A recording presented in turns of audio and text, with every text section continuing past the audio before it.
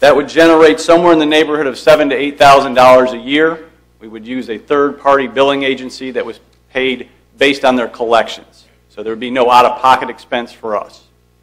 Currently, we're using a billing company now to do the bulk of our third-party billing, and they would just electronically submit out-of-county residents that needed to be billed and collections that need to be followed up to that a third-party collection agency for that. It is a small amount of revenue in the big scheme of things, but it would certainly go a long way within our department, $7,000 to $8,000 a year, to offset reoccurring costs that we have on the EMS side. So I would answer any questions regarding that program or our current fee-for-service program. Questions of the Chief? Chief, one quick question, just from what you presented here, you define fullest extent of the law as collection agency. Correct.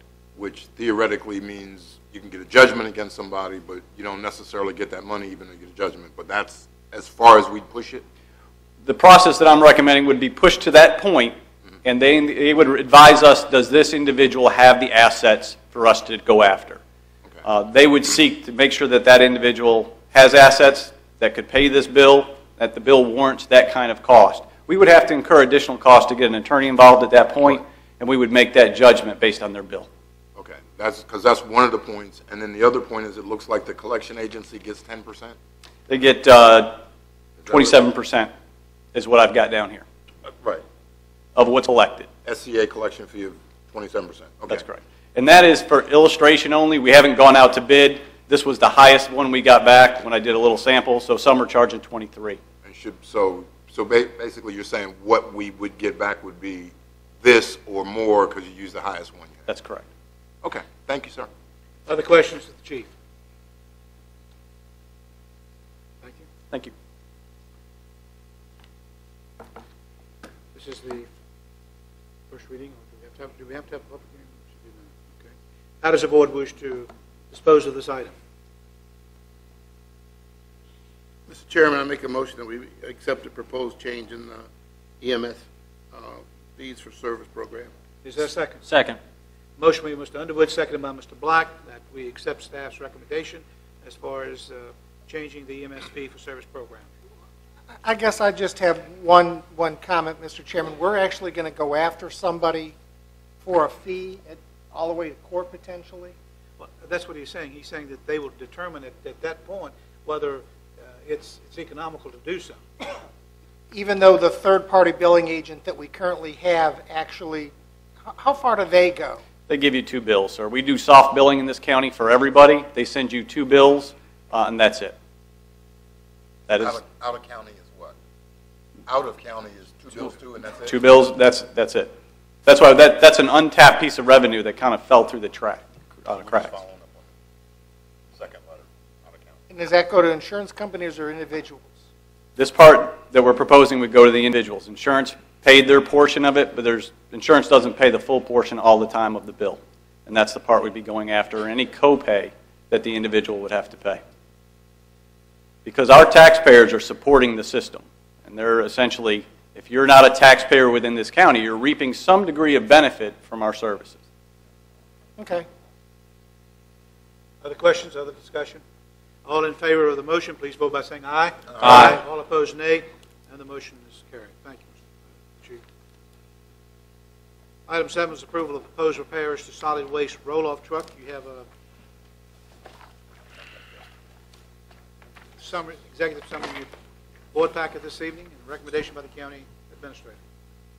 Mr. Schiebel, you're going to handle this item. Yes, sir. Mr. Chairman, members of the board, good evening. We have a 2004 roll-off truck that has a motor that has been blown in it, the rod through a bearing, which in turn also destroyed the turbo. So we're going to have to replace the motor on the truck. That's one option. We looked at it both ways, and really it's coming down to financially how do you do it. We believe we can justify the truck needs to be replaced. It's been in the CIP. It meets all of the criteria to do that. The problem is going to be $133,000 to do that.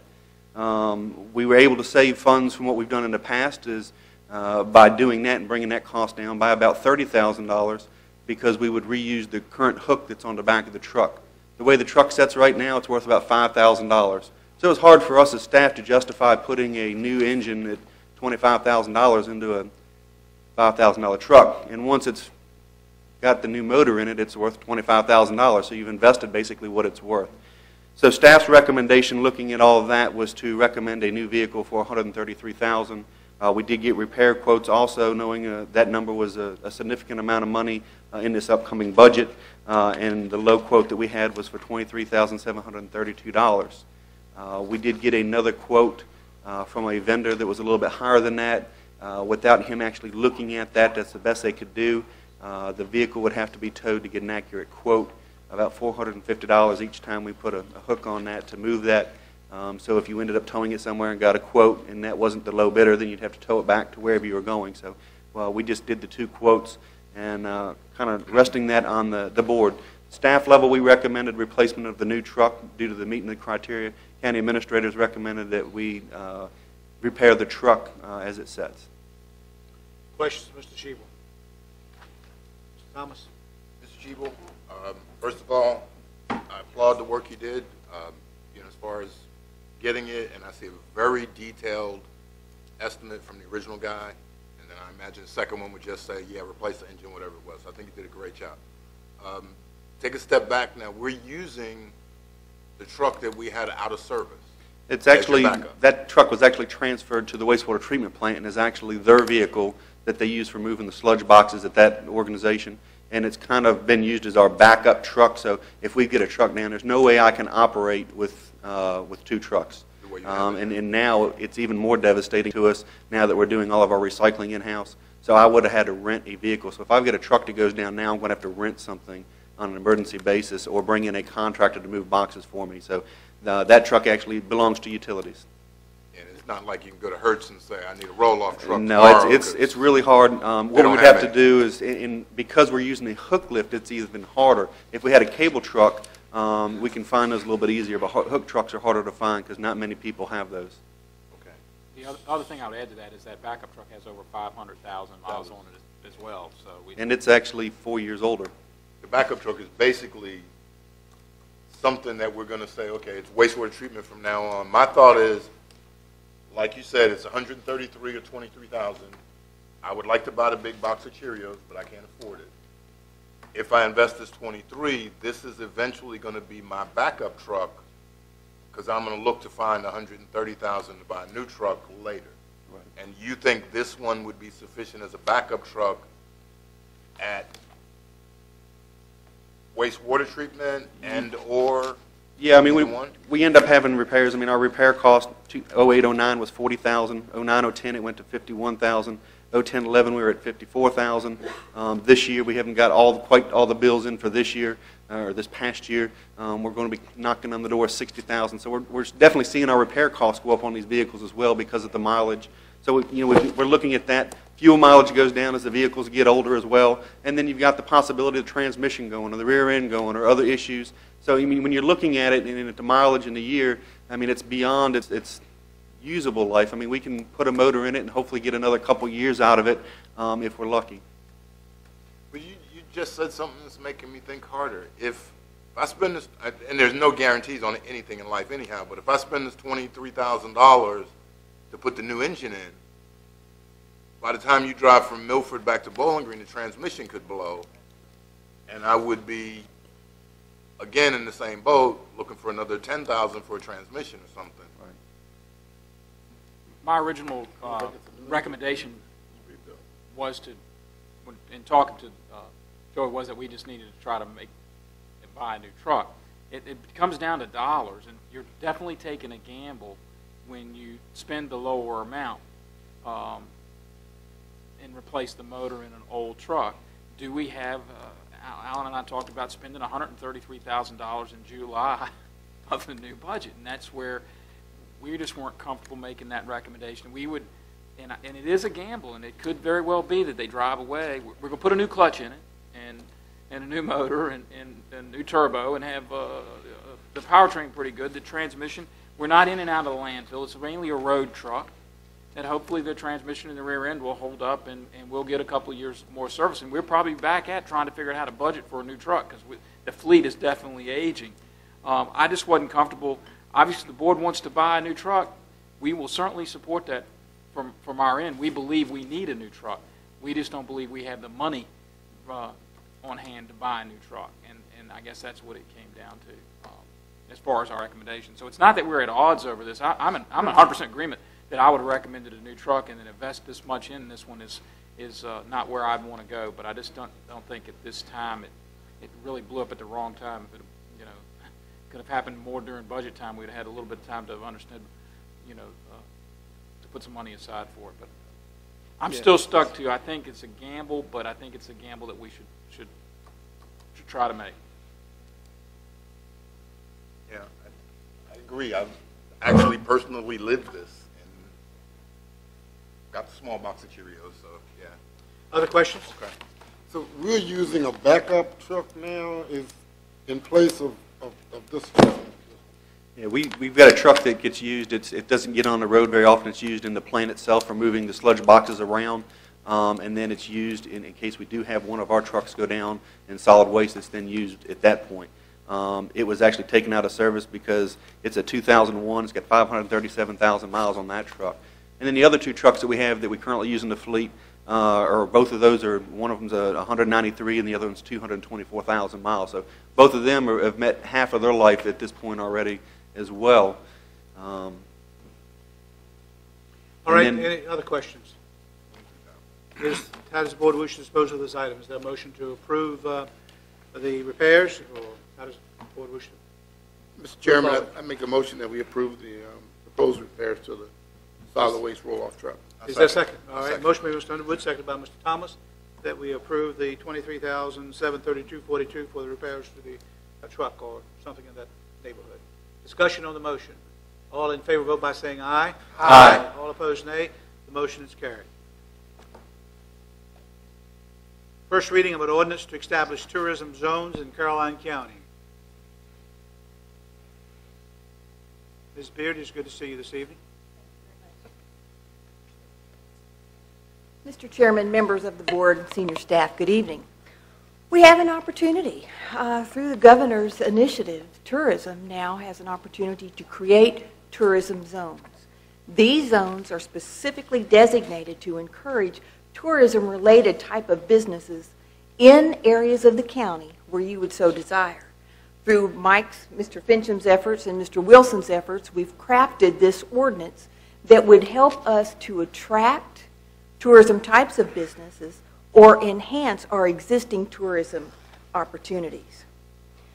There are incentives that are involved with this should a business meet a specific criteria, and that criteria is built around investment and the number of jobs that are actually created. There's also a hidden benefit with tourism zones.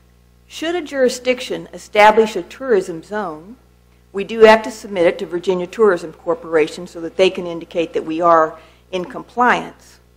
Then there is an opportunity for a business located in this tourism zone to actually apply for gap financing. For instance, if a company located in a tourism zone has everything it needs but about 20% of its funding, because they're in a tourism zone, with your approval, they can apply for this funding for the state. So there are benefits to our local recruitment efforts, there are benefits to existing businesses, and there are benefits for these new companies moving into Caroline to receive some very, very aggressive financing options. Jurisdictions around us have it. Some of them have been very successful with it, and we hope that you will look favorably on the attached ordinance opportunity. Other questions of Mrs. Beard? Yes, sir, Mr. Chairman. Mr. Underwood? Your last statement that some of the surrounding counties have and they've been successful. What are the drawbacks? What are some of the, are there any counties that have not been successful with this? At this point, our research has indicated that the city of Fredericksburg has several different tourism zones, including some retail areas as well as some historic areas. Spotsylvania County has also instituted tourism zones and are currently in application for some funding along some of their corridors. I am not sure of any jurisdictions that this has not worked out well for at this particular point. Other questions? What is the zoning in most areas where tourism zones have been declared? What's the zoning? Typically, at this point, we are looking at using the planned recreational and entertainment zones for this. It's not quite an overlay, but areas that are zoned in those areas would be able to institute a tourism zone. We have areas that are recreational, we have areas that focus on entertainment, we have areas that bring a lot of people, and the businesses located in these current areas would like to expand. Opportunities for accommodations or additional retail, those types of expansions. Have you, Mr. Chairman, sorry. Have you indicated, I don't think that's a possible mapping of tourism zones, or have you looked at which areas you would consider? I didn't see that. There is not a current map that's submitted with this ordinance, but I'm sure that through the efforts of the planning office, we could develop some areas targeted for these. Yeah, I'd like to see that, because I'm still always going to be concerned about impact on residents, so I think I'd like to see what your thought process is and what you have in mind prior to me voting on anything this time.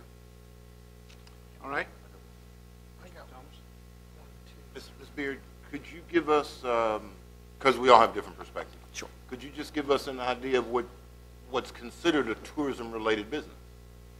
Certainly. Let's take our recently new State Fair of Virginia opportunity. That facility, that entire area is considered a tourism opportunity or a tourism type of business.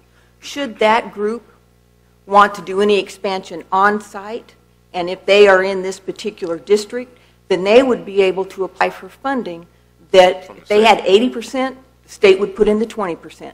If they are not in this area, then they would not qualify for this 20% funding from the state. Give me some smaller, more tangible examples. Is a hotel considered a tourism-related thing? Is a golf course, batting cages, mini golf? What are we saying? Yes. Are those all things, or what are you looking at? All of those things. I am looking for enhancement around golf course opportunities. I'm looking for enhancement around all of those similar types of things. Certainly areas for recreational uses right now that may want to expand with retail, may want to expand with accommodations along the Route 1 corridor. There's currently an existing business that has some opportunities to think about expansion. It also works for infrastructure. Should we see areas that could benefit with county participation for water and sewer, these elements also then qualify as far as the state is concerned. Thank you. Mr. Seeley, you have a question? I guess I just have one underneath boundaries that have rural, commercial, recreational use. And I guess I'm a little, we're exact, and I guess that's back to Mr. Underwood's, a map. I'd like to see a map of areas with those highlighted that show us where these areas are, so we have a better idea of what, when we see things like this, how much do we really have like that? I mean, Okay. Mattaponi Springs comes to mind when you say that, but do you really want retail, next to Mattaponi Springs on Panola Road? We'll fill up the room with people that do and people that don't. And I guess that's sort of my concern. So a map would be great of areas that we see as potential areas that would be high potential, low potential, or no potential. Certainly. Based on some of this. Okay.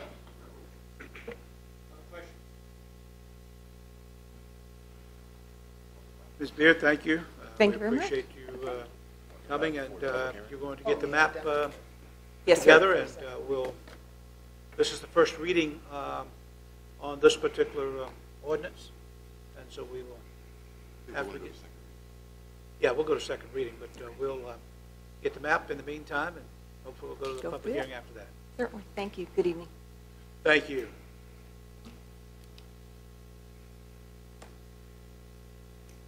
Item 9 is the first reading of an ordinance to repeal and replace Chapter 52, handguns concealed, of the Caroline County Code to eliminate fingerprinting requirements. Who's going to handle that discussion? I can do that. All right. Mr. Chairman, members of the board, the General Assembly has changed the procedures slightly for issuing concealed handgun permits. It used to require fingerprinting by the local police department, sheriff's office, and that would be submitted, fingerprints would be put on file and submitted with the permit application.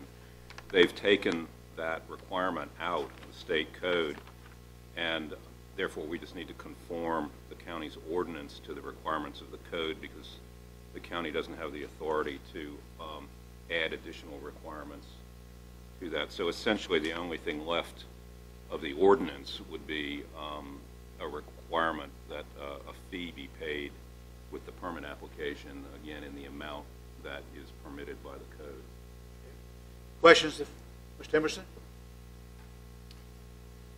I guess, I don't think we have a choice. We have to conform to the state, but I guess my question is, why would the state not want to fingerprint people before they get an issue a gun permit? That's out of my bailiwick. You might need to ask your representative at the General Assembly.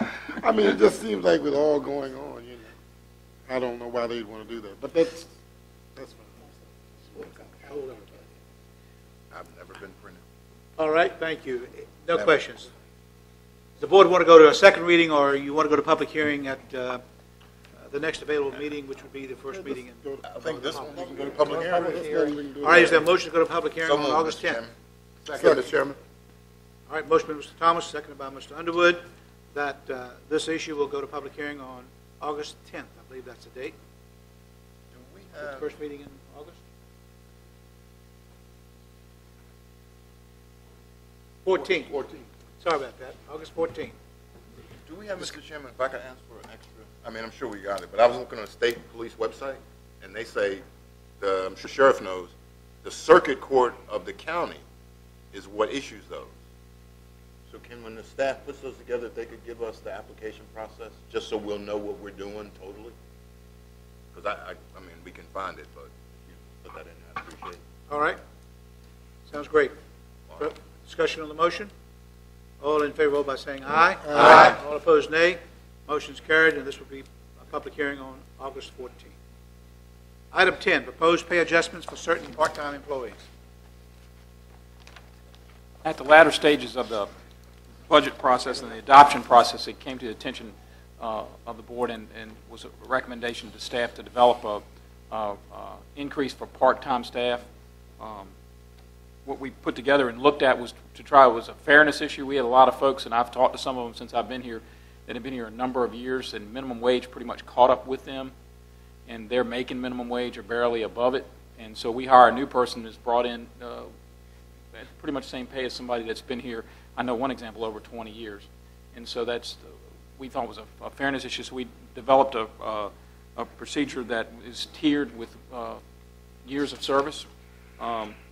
Basically, employees with 3 years of service or less, or those making over $20, we're not recommending any adjustment at this time. Employees with 3 to 4 years of service, which is actually 15 part-time folks, would receive a pay increase of 25 cents an hour.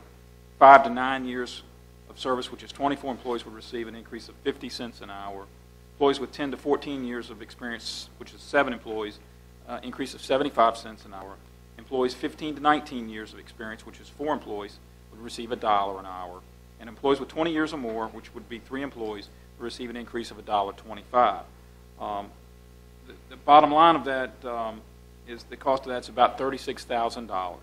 If you were to just go 1% on everybody, it's about $5,000, almost $6,000 average. So if you did 6%, it's $36,000. So it's in sort of the ballpark of the range. And I think it really, it's just one of those things that happens sometimes. As minimum wage goes up, if you're not really watching that, then somebody got a raise, but then they're sort of at the bottom, especially if they were already below that. And as it moved on up from $5 to $7.25, it pretty much caught everybody. We have a few people that are, just right barely above it, $7.36 and stuff with a lot of years experience. So it's my recommendation that to to fix this issue, and as we move forward, then look at other things down the road to make sure that we keep these people moving up as those things move, especially folks who have been with you a long time and doing those jobs, that it's equitable, and the cost, I think, you certainly saved it on the truck, so I think we might have the wherewithal to be able to pull that off. So that's my recommendation, and glad to answer any questions or the thought process behind that. Questions of Mr. Cully? Yeah, it's basically 53 employees that we have that are hourly. That's all? There are people that have been here 3 years that aren't figured in, and people making more than $20 an hour that are not figured in. So it's not the total, but that's the majority, yes, sir. Public Works? Public Works, help me here. We have some folks in the fire department and rescue. Fire and rescue, part-time people? Yes, tourism. We have some spread out in other places you don't think of. There's a bulk of them, at Public Works. Okay. I was just trying to figure out where they were. Okay. Other questions? Motion. Mr. Cully? Mr. Seeley? And I guess I'm going to go back to Dr. Anderson's question to us. And I understand our employees, but I understand the school system hourly employees as well. And, how is this going to look when we do our employees after we've cut their budget? I guess that's my only concern, and I know they're their employees and these are ours, but dollars all come from the same place. But you recall, Mr. Seeley, that my motion to fund the schools included money directly for them, even though we couldn't do that afterwards. So that's... I know that we did the 5 and 6. They weren't able to do the 5 and 6. Well, they were. They had the ability to do 5 and 6. They chose not. I don't know that chose is the right word. Well, I don't know if they chose or not. Mr. Underwood, go ahead. Yeah, it's a management decision. They chose not to do it. I think it's their choice. I think we've made, certainly Mr. Cully, since he's been here, and we've made cuts in the budget, and we went back and made cuts in the budget, and to me, I mean, again, I think it's a management decision. I'm not going to tell them where they should cut or where they shouldn't cut.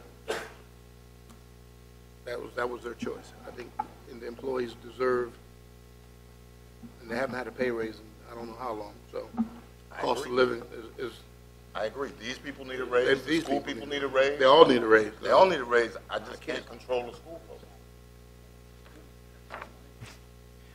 And I certainly heard what Dr. Anderson said this evening, and I too want to give what we can for the schools. I truly do.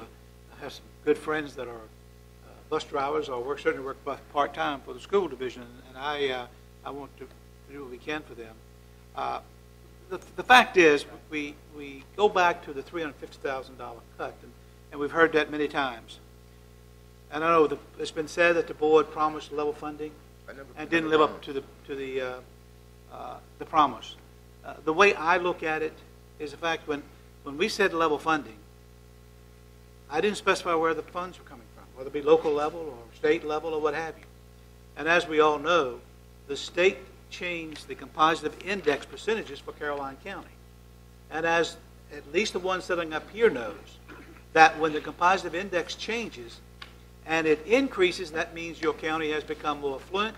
It can afford to take more of the burden of education on. And I think maybe two of us on this board about 5 years ago had to vote to increase the school budget by $1 million because the composite index raised and the state reduced their funding by $1 million. Well, they reduced their composite index this time to the tune of $746,000. The county gave to the schools, or allowed the schools to keep, $396,000 of that. And we only took back $350,000. Well, I remember that Mr. Taylor took a group of parents to Richmond at our bequest to actually ask the General Assembly to see if there wasn't a way for us to get additional school funding. And that was a discussion that Mr. Taylor had, that we all had. He went down to the General Assembly. I know he saw Delegate Ranson. I know he saw probably Delegate Cox and saw somebody from Senator McDougal's office asking for how do we get additional state funding because the school system needed the dollars. Maybe that helped, maybe that didn't, but the funding came and then we took an additional $350. So I just look at it sort of disingenuously when we ask the General Assembly, we send folks, Mr. Taylor went, the money did come, and then we took it back, and I just look at that as sort of, we said one thing and we did another. I understand where you're coming from, but please, let's not give any misrepresentation that that meeting in Richmond caused the Education Department, not connected to the politicians you just mentioned, the indication that they were going to change the composite index, and it just wasn't for Caroline County. It was for every locality in the state of Virginia. Some won, some lost. Some had their composite index reduced, some had it increased. So there was winners and losers, as it always is when you have composite index changes. There's always winners and losers. We happen to be a winner this time. 5 years ago, we were a loser. In fact, our composite index was higher than it is in was in Spotsylvania County during that time. So, I don't know that certainly didn't help, and I hope that every year from this point on, that the parents will get involved and will go to Richmond. But what we need to do is work on getting additional education funding through the General Assembly and not through the composite index change through the Education Department. And that's where we need to work, and the parents need to work. I hate it, but I don't believe, and the way I feel, to be honest with you, is the fact that we more than level funded the schools because you did get more money this year than you had last year, by the tune of about probably $1.5 million or $1.4 million over and above what you had last year. So you certainly at least had level funding. And that, of course, was over and above our discussion on whether we give pay raises for our part-time people. Again, this board has to make a decision whether it's going to, and as Mr. Underwood has said, a management position and decision as to whether we're going to give our part-time employees additional monies for this year. That's what needs to be determined. No motion. Again, I would love to take credit for that additional money. I would like to think that I had that kind of that kind of power. But again, that increase came directly because of the composite index change, not because of the meeting that we had with the elected officials. The other thing I would say is that $36,000 is what we're talking about. I don't believe that additional $36,000 to the school system would provide that kind of an increase for those employees. We're just talking about a total different number of people. It's just a totally different situation. So, again, I think $36,000 is a far cry from what the school board would need to give the 6% to all of our employees. All right. Further comments before we? I'm going to make a motion to move on, Mr. Chairman, but Thomas. Yeah, thank you. Mr. Chairman, Mr. can I just say I guess I'm just kind of baffled how we can expect we can cut the schools $350,000. Now I know this is kind of to me a little bit separate because I think there's a lot of county employees that deserve a raise. So to me it's kind of separate, but I don't see how we can. I mean, Dr. Anderson, she's done a lot of work inside the Lake Landor community. And when Dr. Anderson comes to me and says that we can only give a 5.7% raise for to the VRS people and we can't give it to an hourly, I'm going to believe Dr. Anderson. So if she tells me that because we're cut $350,000, we can't afford to give the part-time employees a raise, I've got to believe that. And I just think that that's something that no matter what we say with numbers, I really believe that's something that, I mean, if you look at the funding for schools, and you look at comparing across the board, the teachers are on a pretty even level with other counties. Our staff in the school system are much lower than surrounding counties. The part-time support staff, I guess, the bus drivers, so forth, and it really is a huge difference. Administrations, there's a difference. Teachers is pretty much equal, but your support staff, there is a substantial difference, and that's all on. You can find that. That's public information. So I think that needs to be really a priority. I mean, I really think that we need to look at that as a priority. And so, I'm sorry, Mr. Black. So anyway, I don't see how we can say when we cut the schools $350,000 that they can turn around, we can expect them to turn around and give everyone a pay raise. Yeah. That's all I'm saying. I understand. Thank you. I appreciate it. Dr. Anderson, you can shed some light as to how much did a salary increase cost for the part-time people? Okay. Okay. Yeah. Okay. Thank you, and I appreciate it. She doesn't know what the numbers are. All right. Any other comments, questions? All right. Is there a motion? Mr. Thomas, I think you were about to say something or make a motion. I don't know, I got interrupted, I forgot where I was. It's not the first time. It's not the first time, you're right. You want to make a motion? Is there a motion? Mr. Chairman, I make a motion that we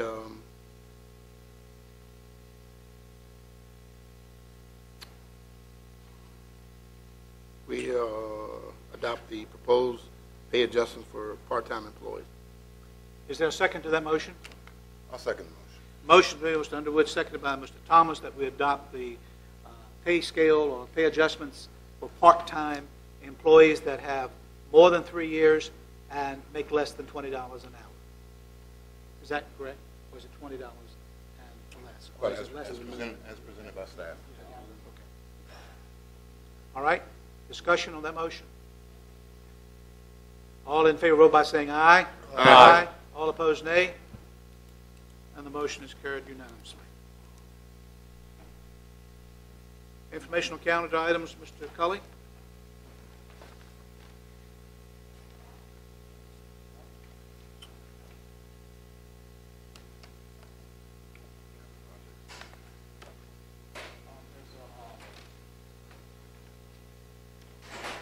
A letter in your packet from the Rappahannock Area Community Services Board. They'd like to invite you to I think flip over one more page. There we go. Annual legislators get together, and so it's just I think they're looking for a date. Is that correct?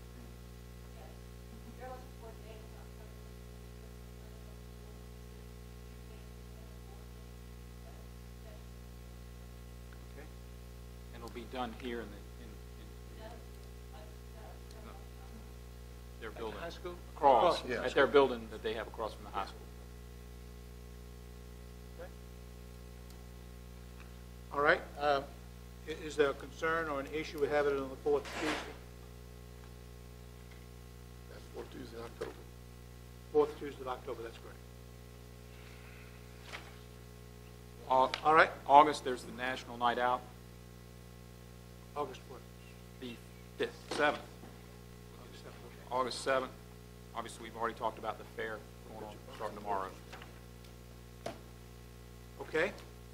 Anything else? I think that's it. A meeting request from Virginia Cooperative Extension. Yeah, and Hanover Carolina Soil and Water Conservation District. Ms. Hall, you want to share with the board as to what that is?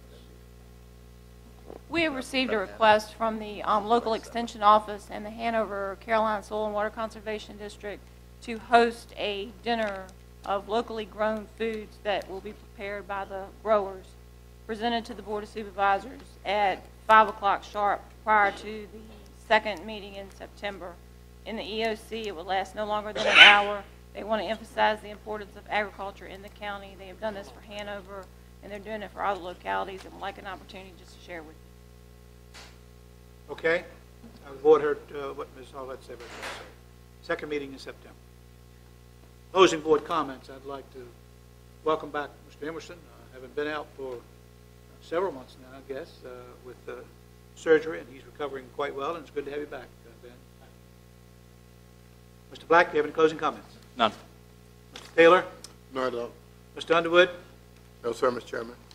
Mr. Seeley? No, sir, Mr. Chairman. Mr. Thomas? Yes, I do. I'd like to go home as much as everybody else, but a couple of them.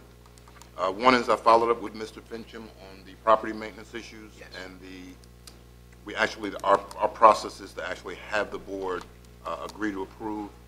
And this property is in the Edward subdivision, right behind us, basically. It's been a 2-year issue. I think Mr. Seeley had it last year, and I've inherited it for the last 6 months.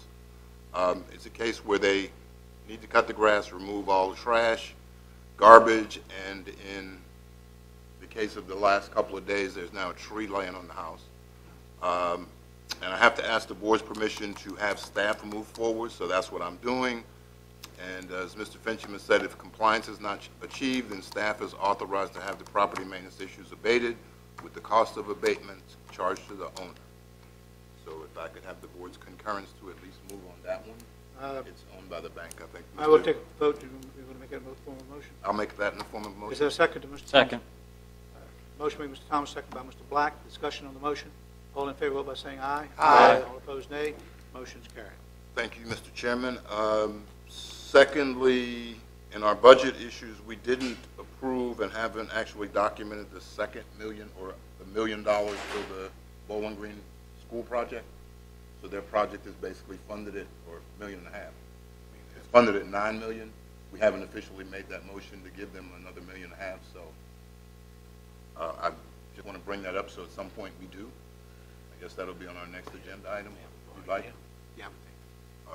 But we're going to have to borrow But I that. guess we need the school board So somehow, we got to make that request, or else they'll run out of money. to. Absolutely. And last but not least, I thought the board was going to have a little more discussion on the Caroline's Promise request for funding from Big Brothers Big Sisters, and we didn't actually during our budget process. I don't recall anything specifically for Big Brothers Big Sisters in the county, other than 5 or 6 kids they said they supported. And Caroline's Promise had, well, I don't know how many it is. Well, Mr. Whiteman, was there too. 50, 60 easily, at least that many with what they have. So they wanted some of that money to come back, and I just wanted to figure out how the rest of the board felt about that. If I need to make that a motion, I'll do the same. I think I've not had anybody come back and tell us whether the Big Brothers and Big Sisters, what they did do in the county as far as helping with the kids. And I think that was the issue, was if they're not taking care, if they're not providing any services to the children of Caroline, the young people of Caroline, then why do we keep funding them? And so I think that's what we've requested. Mr. Chairman, if I may, I had a conversation with their executive director about that, and it was my understanding, she provided some information that I thought she had copied to the board as well, but apparently not. But she did respond to that, and we can get that information to you, but it was my understanding she had previously provided that. Well, if we can get that information, then I think we can determine whether we are going to move on with that money. I'm not sure how much it is. Is it $15,000? Is it $10,000? I don't recall what. $7,500. We cut it from 15. Okay. I just think we need to determine what we're going to do with that money. Could we get that on the next agenda? Absolutely we can. Mr. Cullen? Absolutely we can. Okay. And let us give a hard copy. She sent it by email. We get so many emails that yeah. Okay. That was all I had. Thank you, sir. Is that close? Oh, no, that's, Mr. Fincham and I are going to meet on that.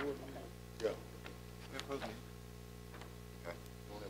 I move that the board convene and close meeting pursuant to personnel exemption section 2.23711A1 of the Code of Virginia to discuss personnel matters involving the fire chief. And that's it. Is there a second? Second. Motion by Mr. Thomas, seconded by Mr. Seeley, that we go into closed meeting and urge the code to move on to closed meeting on. Is there discussion on the motion? All in favor, vote by saying aye. Aye. All opposed, nay. The motion is carried, and the board will now be in closed meeting. Oh, I thought you were talking about the drawing thing. Don't do that. They gave money away for nothing. My voting precinct has been researched for a long time. How I pay it. They dogging people. Okay, and we have a closed session. And we're going to discuss the fire.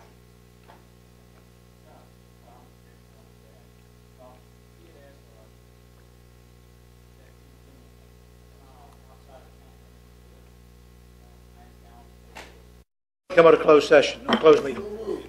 Second. Motion by Mr. Taylor, seconded by Mr. Black, that we come out of closed meeting. Discussion on the motion. All in favor, vote by saying aye. Aye. All opposed, nay. And the motion is carried. Mr. Black, did you so certify that we only discussed in closed session or the items we went into closed meeting to discuss? I so certify. Mr. Taylor? I so certify. Mr. Underwood? I so certify, Mr. Chairman. Mr. Seeley? I so certify. Mr. Thomas? I so certify. And I so certify as well. Is there a motion to adjourn? So So moved. moved. Motion made by Mr. Second. Seeley, seconded by Mr. Underwood. All in favor, vote by saying aye. Aye. All opposed, nay. Motion's carried.